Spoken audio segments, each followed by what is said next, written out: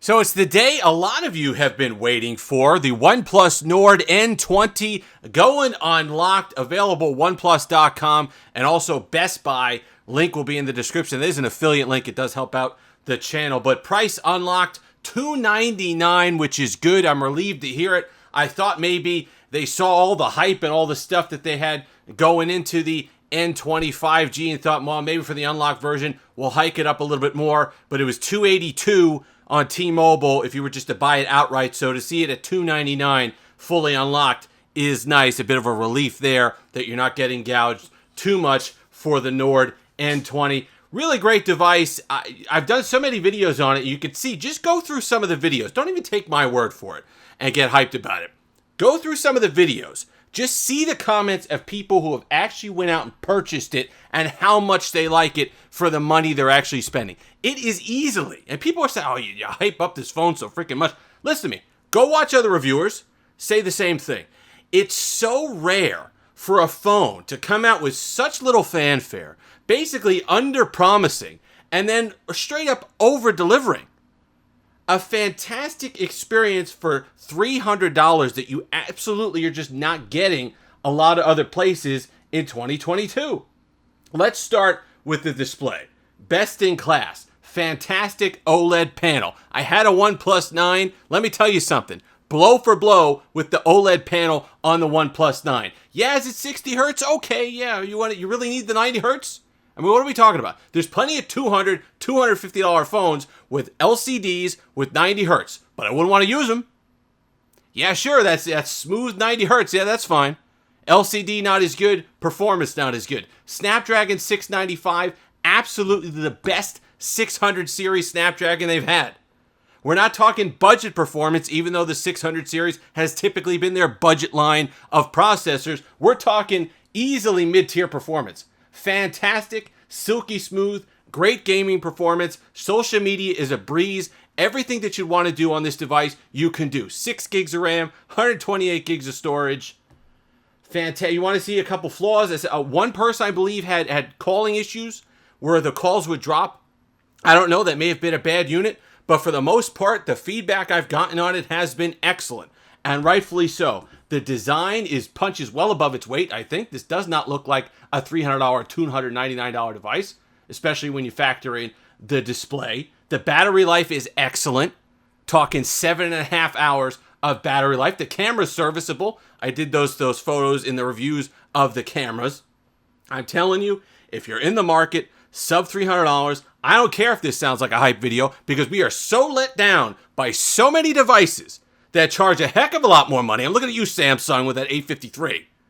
That to get something, you got to disconnect from OnePlus, what you've thought about OnePlus. And they've had plenty of difficulties in the past 3 or 4 years, really, with their flagship offerings. Kind of going back on what they started out as. But this gets back to their roots. More for less. Not a lot going on, not a lot of frills, but you're going to get a fantastic, reliable device that performs well, that has the specs that you're going to want at sub $300. And if that's your budget, run, don't walk. Seriously. This is the one you're going to want. You're not going to be disappointed. And it's just, forget about the OLED. All right, if the screen's not that important to you, which is bizarre to me because that's something you're using 100% of the time you're using the device, you're looking at the display. This is easy. Your eyes thank you. Your eyes are like, oh man, this is fantastic. And don't talk to me about the chin, okay? There are devices that have no chin or whatever that are garbage. We're gonna have some compromises. Are the speakers good? No, they're not. It's single bottle firing speaker, not the best in the world. The haptics weren't the best in the world, but you're gonna have to cut some corners.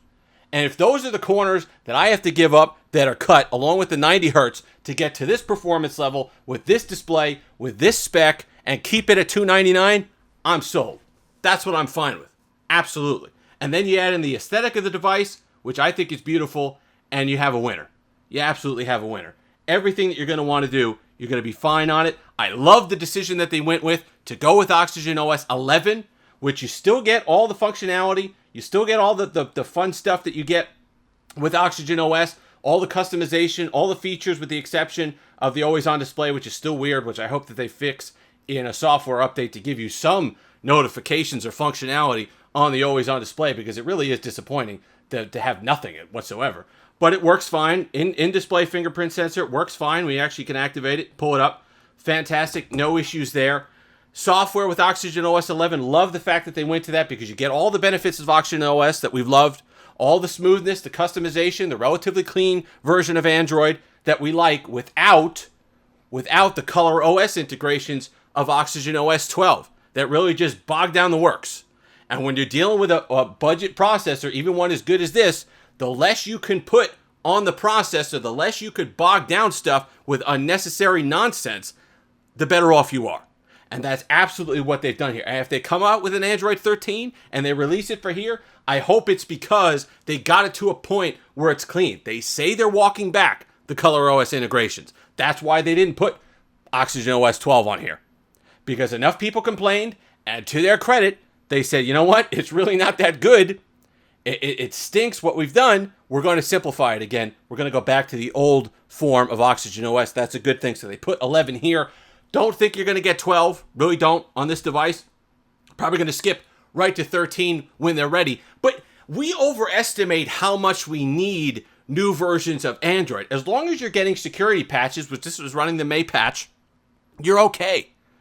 You know, we all talk about the latest and greatest, but if it sacrifices performance, if it sacrifices battery life, if it's something that negatively impacts the performance of our device, what's the rush? Get it right.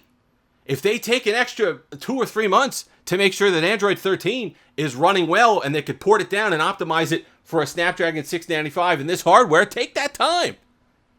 It's a lot better than getting a garbage release that makes your phone unusable. Sometimes speed isn't everything it's cracked up to be. Sometimes you want somebody to take their time with the work and give you a quality output. That's what the situation is here. And with them saying, you know what, we're not going to give you Oxygen OS 12, they've made that a priority. They've told you, they've signaled to you that, hey, listen, the future optimization and performance of this device is important to us. That's why we've gone with Oxygen OS 11. So you have to think that that's going to be top of mind going forward. Lots to like here. Like I said, if any of the subscribers, you have it, you own it, let people know in the comment section how fantastic this device has been for you. I was amazed with their performance, having used the Snapdragon 600 series devices before in the Moto G line of devices. It's been okay. It's been power efficient for sure. You get fantastic battery life. But now they've paired that battery life with performance that you typically get on a mid-tier device for a whole lot less money.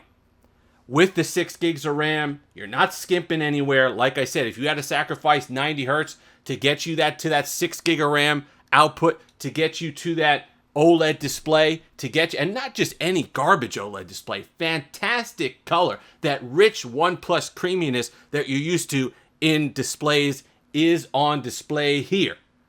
Fantastic. Can't say enough about it. And you know, I'm not a hype beast on this channel. If it stinks, I tell you. And it's so rare to get something that I just was not expecting that turned out to be so freaking good that you have to be excited about that, because you have to give gold stars to people for doing good things, because there's so much garbage out there. And when it comes to your dollars, I get mad when people put out garbage and you have to waste it on it. You're not wasting your money here. $2.99. Well spent. Link in the description. If you've made it this far, like, comment, subscribe, all that fun stuff. Until next time, have that Steve-licious day.